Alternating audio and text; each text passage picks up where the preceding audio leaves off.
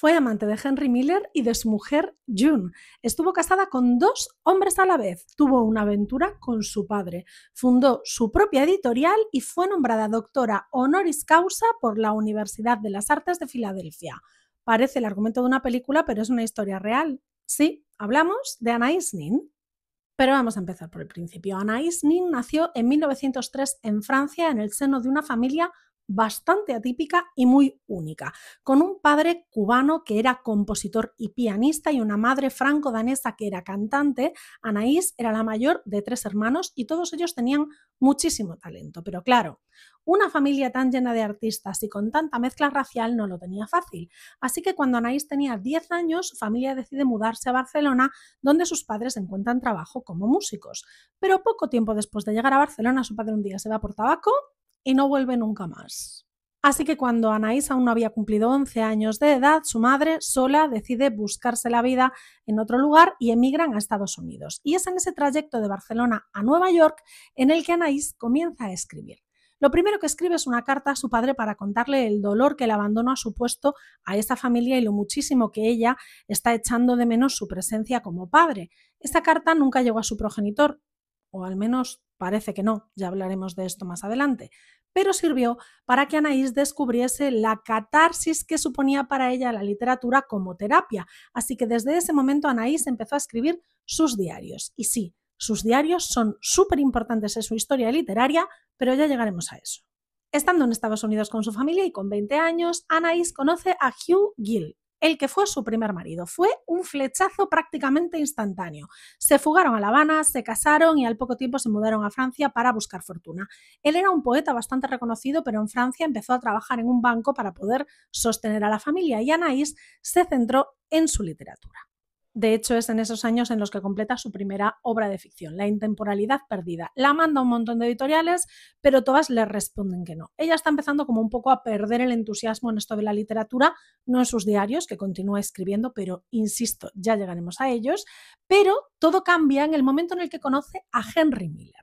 Henry Miller es un escritor absolutamente de renombre internacional, un tío famosísimo, se conocen y él lee algunos de sus escritos y le dice que está, prendadísimo de su escritura. De hecho, Miller llega a decir de Anaïs que no existe nadie que escriba como ella, que es una voz irreemplazable. Y es en esta época en la que comienza la verdadera historia de Anaïs Nin, porque mientras iba conociendo a Henry Miller, empiezan a establecer una relación bastante interesante y se convierten en amantes. Una relación tempestuosa y pasional que Anaïs simultaneó con una relación de amante con la mujer de Henry Miller, June, una persona que debía tener un atractivo espectacular porque tanto Henry Miller como Anaïs en sus escritos la describen como una persona etérea y sobrenatural. Compagina la relación con las 2 personas durante mucho tiempo. Al cabo de un tiempo, June y Anaïs dejan de ser amantes, pero Henry y Anaïs siguen siendo amigos toda su vida. Es Henry Miller quien la convence de que deben volver a Estados Unidos, regresan a Estados Unidos desde Francia, donde ella estaba viviendo con su marido Hugh Gill vuelve con ella y establecidos una vez de vuelta en Estados Unidos, Anaïs empieza a escribir y a publicar. De hecho, incluso genera su propia editorial y en ella publica uno de sus textos más famosos, Una campana de cristal. Estamos en una de las etapas de auge del psicoanálisis, una disciplina que busca atender a los motivos pasados y analizar la mente de las personas para explicar sus relaciones con la realidad y la actualidad. Bueno, Anaïs Nin se encuentra en ese momento absolutamente fascinada por el psicoanálisis y decide recurrir a uno de los doctores más importantes de la época, Otto Rank. ¿Y qué pasó? Bueno, pues que se enamoró del psicoanálisis y de Otto.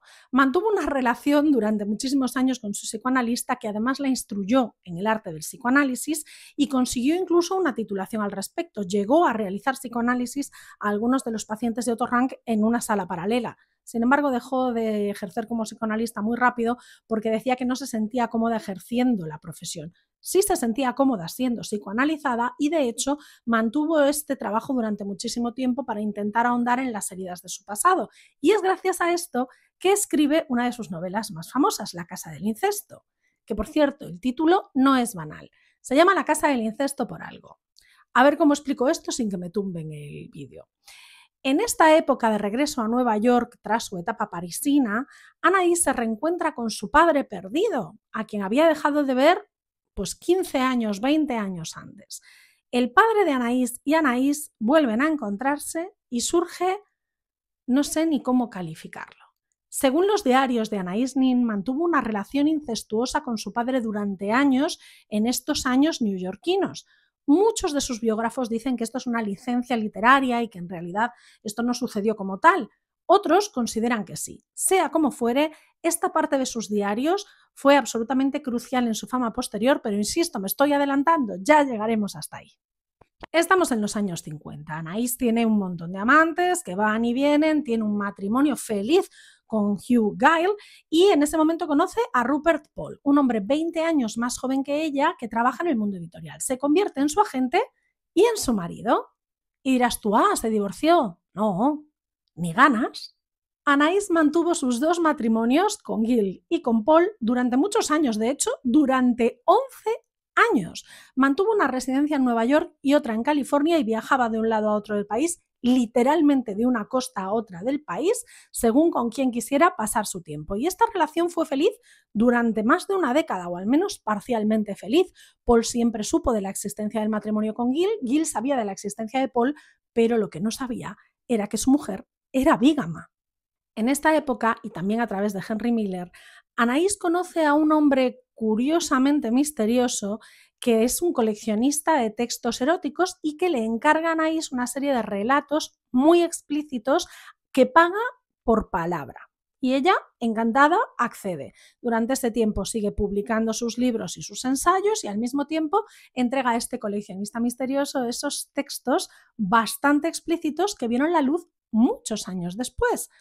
Pero no nos vamos a adelantar. Antes que esos textos vieron la luz los textos que convirtieron a Anaïs en una referencia mundial de la revolución sexual femenina y del erotismo, sus diarios. En 1966, Anaïs decide coger todos esos diarios que lleva escribiendo desde los 11 años, pulirlos y publicarlos. Y el mundo estalla en llamas.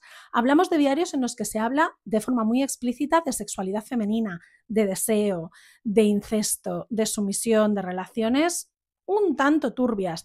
Eran textos absolutamente inéditos, nadie había escrito nada parecido y desde luego nunca una mujer había publicado nada igual bajo su propio nombre y sin seudónimo. Así que cuando en 1966 esos textos vieron la luz, Anaïs se convierte en una persona famosísima.